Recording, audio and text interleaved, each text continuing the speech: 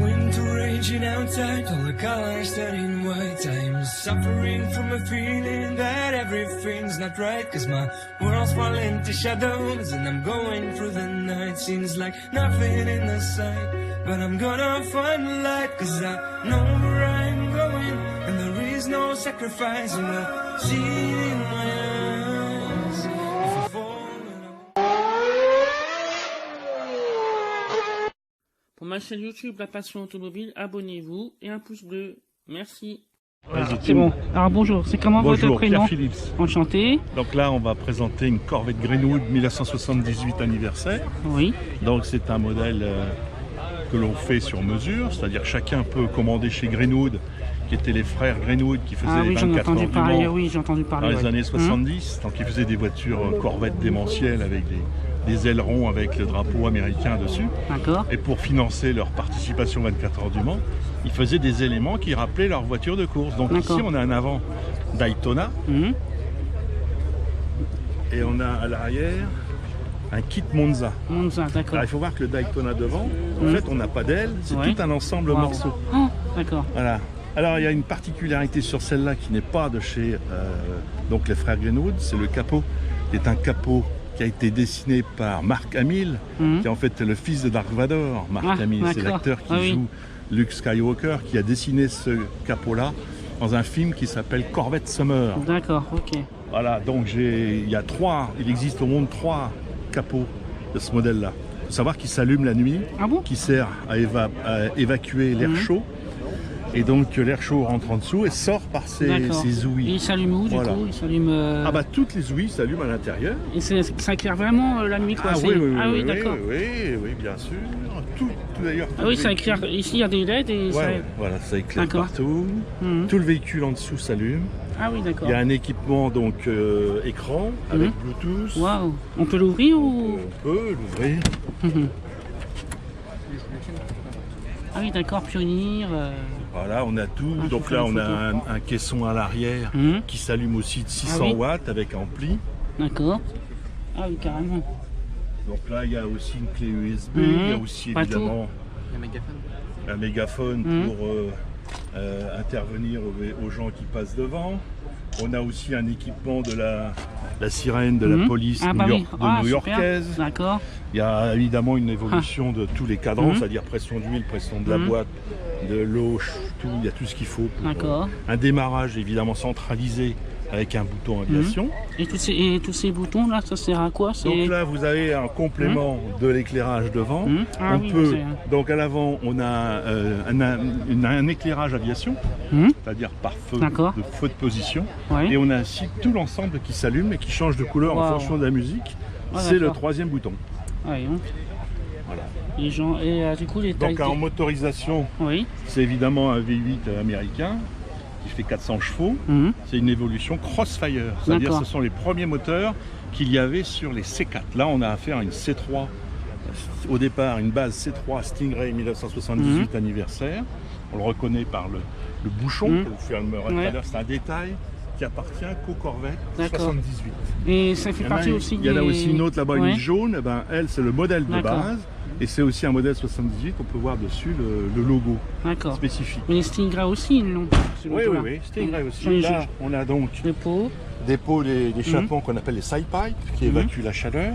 Et on a des roues centerline qui sont numérotées. Et qui sont équilibrés pour éviter l'ovalisation dans les burns. Ah oui, d'accord. C'est ce type de choix que l'on fait pour ce genre de jante centrale. Ça fait longtemps que vous l'avez? Ça fait une quinzaine d'années. Une quinzaine d'années, d'accord. Vous l'avez restauré ou vous l'avez eu dans un bel état? Non, j'ai juste fait une évolution d'entretien. D'accord. Rechanger les néons. Vous n'avez pas fait la peinture? Non, on n'a pas fait la peinture, non. Et ça peut monter à combien? Ça va vite ou pas trop? Non, enfin, en vitesse. En vitesse, c'est très. Il faut se méfier de ce type de voiture. Ça peut monter très haut, mais ça devient du pilotage. Contrairement à une traction avant Citroën SM que j'ai, vous avez 178 chevaux, mais on peut monter à 220 avec la Diravi, direction à rappel à service. On peut stabiliser le véhicule sans toucher le volant.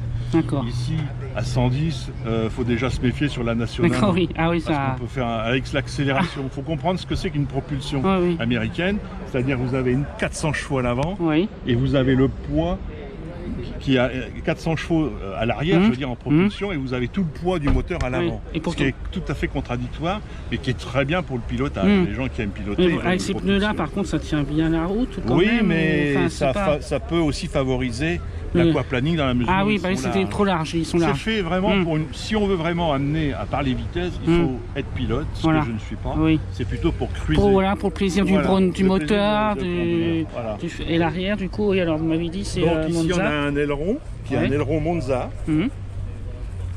avec une modification des éclairages, mais bon, c'est très courant ce type d'éclairage sur les équipementiers américains tels que Eclairs ou Corvette Mine. Il faut savoir qu'aujourd'hui, hier même, on a présenté à Carlisle, qui est la plus grande concentration internationale de Corvette en Amérique, c'est hier que ça s'est passé, on a présenté la C8. Là, on est à la C3, et hier, ils ont présenté la C8, qui ressemble un peu avec une Ferrari. On pense maintenant qu'ils vont se tourner vers ce type de ligne, mais il y a aussi une énorme révolution qui est un moteur central, et ça va peut-être pas plaire à tout le monde. Bah non. Et voilà. donc là, le modèle, on répète, c'est une C3. C3, Stingray. Stingray de quelle année? Voilà, de Greenwood 78. Oui, d'accord. Voilà. 78, ça s'appelle 25e anniversaire. Okay. Bon, il faut savoir que la première Corvette est sortie donc en 53. D'accord, Et là, on est vraiment en magnifique.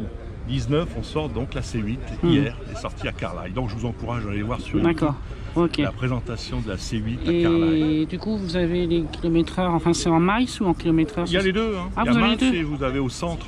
D'accord, ok. Et donc il faut savoir qu'il y a 3 Greenwood réellement en France. Il y a une 7 litres et une 7 litres 2 qui existe, et puis Orange, on peut voir aussi sur YouTube, et dans le Midi sur un club qui s'appelle Cabriolet de Provence, on voit là par contre quelque chose encore plus rare qui est une Greenwood Cabriolet, avec les pontons sur les côtés, de 700 chevaux aussi je pense. Et au niveau de la cote, au niveau des budgets, c'est assez élevé je pense, non? 70 000 €. Oui, je vais dire 50 000, mais oui. On est 3 en Europe. Oui, donc ça compte, ça... Il semblerait qu'il y en ait une à Madrid, mais je ne l'ai jamais vue. D'accord, ça évolue quoi après. Et au niveau des pièces, tout ça d'entretien, c'est facile. Enfin, là, le problème, c'est que ici, c'est une voiture personnalisée, donc problème de pièces, on fait refaire. D'accord. Par exemple, j'ai accroché l'avant dernièrement dans un meeting, on fait refaire. D'accord, Il y a des spécialistes, notamment Fabrice à Mouy, qui refait très bien la résine. Il faut savoir que c'est une voiture en résine. Ah oui, c'est ça que je voulais demander, d'accord. Voilà. Tout ça en résine. Ce qui n'empêche pas que c'est ce châssis poutre, donc on se retrouve quand même à 1,5 tonne. C'est aussi le poids d'une Citroën SM en tôle, il ne faut pas croire que c'est plus léger pour autant. D'accord, ok, merci. Voilà. Est-ce qu'on peut voir le moteur ou c'est compliqué? On peut voir le moteur. D'accord.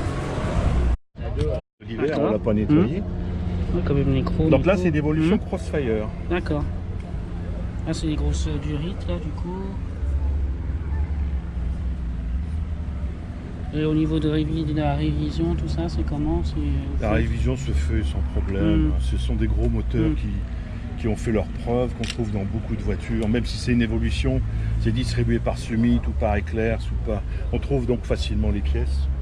Même plus vite que des véhicules français de collection facilement. D'accord. Ah oui, c'est dans la semaine. On peut trouver les pièces dans la semaine, sans problème. Sans problème. Ah oui. Oui, très belle en tout cas. Voilà, vous savez à peu près tout. D'accord. Merci. Si vous avez d'autres questions. Non, c'est bon. Et du coup, vous avez un compte Instagram ou quelque chose comme ça pour les photos? Ancienne Autodachi.